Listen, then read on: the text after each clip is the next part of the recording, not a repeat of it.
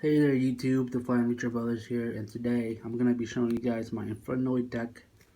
It's my favorite deck. I've been playing this deck since it came out in Secret of Eternity.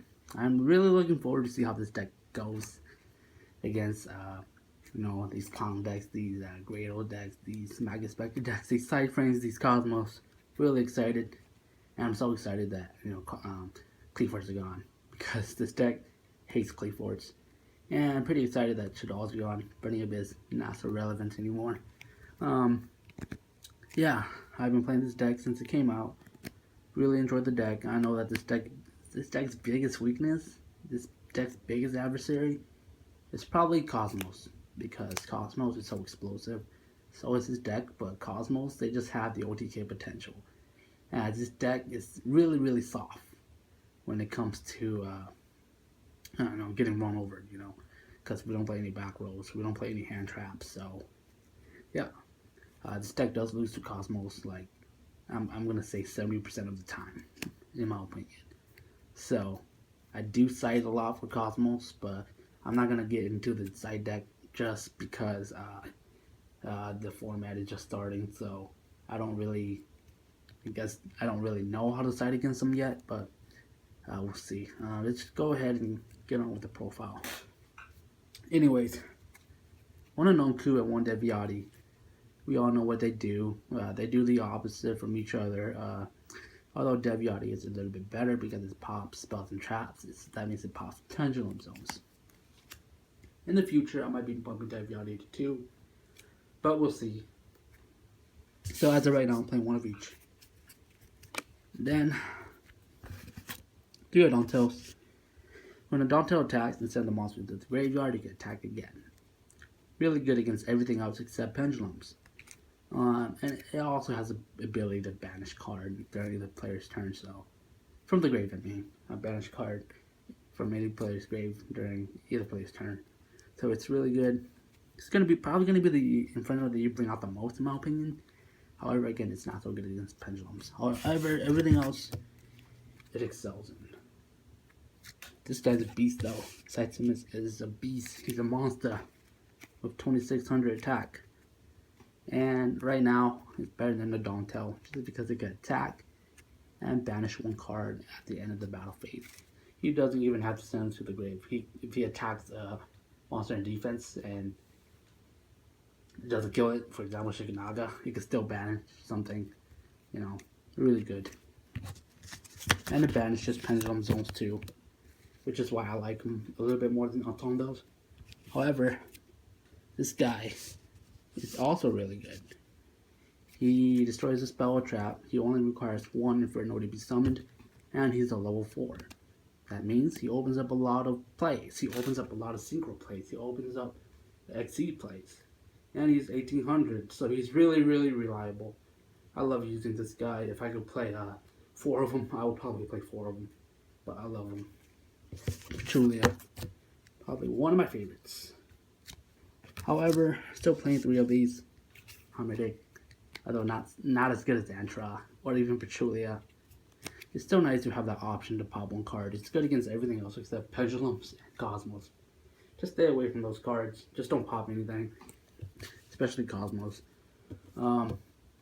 Anyways, like I was saying, he does open up some synchro plays. However, nowadays popping monsters is not so good anymore because everything activates in the grave, and pendulums, I don't care if you pop them. So yeah, but having 3 is still nice because again it has fire to the field. So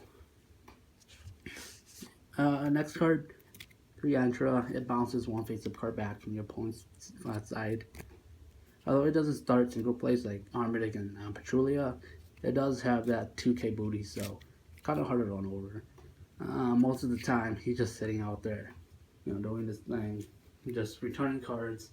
And he's usually the Infernoid that people target first, just because they don't want their Exceed or Synchro stuff going back into the deck. So, I love Antra. Way better than Armadic. And 3 of these guys. Oh, wrong guy.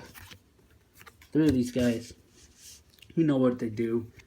when they get summoned, normal or special, you could pitch an Infernoid from the deck to the grave. You gain its level +1, gain its effect, and it's a tuner.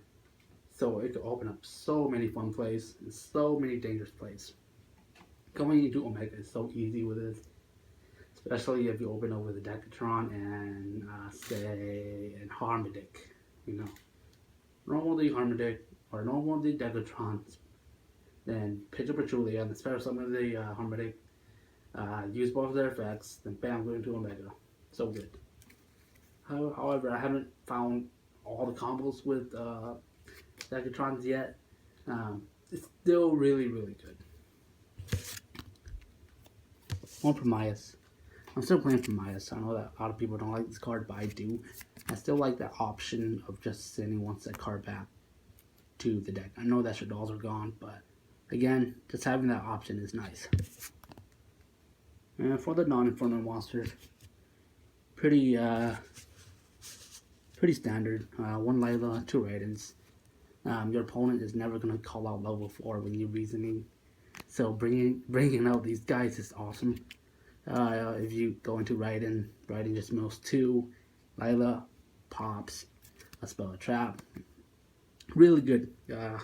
Still playing the charge of the Light Brigade engine because Monster Gate is at 2, or it's at 1 I should say, so I feel like you still need to play it. And Raiden is a tuna, so good card, good card. Also a good card. The main reason why Infernoids are Infernoids is because of reasoning. You know, the voice of reason is reasoning. Really, really good. We all know what it does. I'm not going to explain it. Same goes for this baby. We all know what it does. A little bit better than reasoning in my opinion, because you're guaranteed a monster. And 2 drag downs. The reason why I'm playing drag down is because reasoning is at, or Monster Gate is at 1. It's not really a replacement, but it's another option, not a replacement. If you open up drag down and you're going first, you just have so much advantage. You know your opponent's hand, and you don't mind discarding Infernoids at all, especially the higher levels. You do not mind. And both of you guys get a draw, but your draw is more important than your opponent's draw, because guess what? If you join to reasoning, holy shit, really, really good. 2 Voice Ears. We all know what Voice Ear does. Amazing card in this deck. It's the only protection card, sadly. 2 charges. Mill 3, get your Raiden, get your Layla, and then activate reasoning. Good card. 1 for 1. Go into your Decatrons. I don't play rekindling because I don't think rekindling is that good, because it's at 1. So what's the point? I'd rather play 1 for 1 because it's more reliable. So 1 for 1. Burial. It's a banishing deck, so Burial is really good. It's awesome top decking Burial because you're guaranteed a monster from the grave back. So yep. 2 Dark Holes. Dark Holes are mainly for Cosmos. You could replace the Dark Hole with a Raigeki or something. I just don't have an extra Raigeki, so 2 Dark Holes fine. You don't really mind destroying your monsters, to be honest. And, Dark Hole is good against everything. Last but not least, 2 Cyclones. Double utility, double the power, double the damage.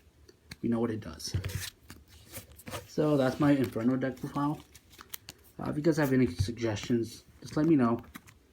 I really love this deck. I will be playing this deck a lot. And the Fine Lucha Brothers signing out. Check out our other stuff. Oh yeah, I forgot. We're gonna be having more decks uploaded. Probably a heavyweight samurai deck, I hope. A Cypher deck pretty soon, and a YuGiOh deck. So stay tuned for those because we will be profiling those soon. And thanks for watching, guys. Peace out.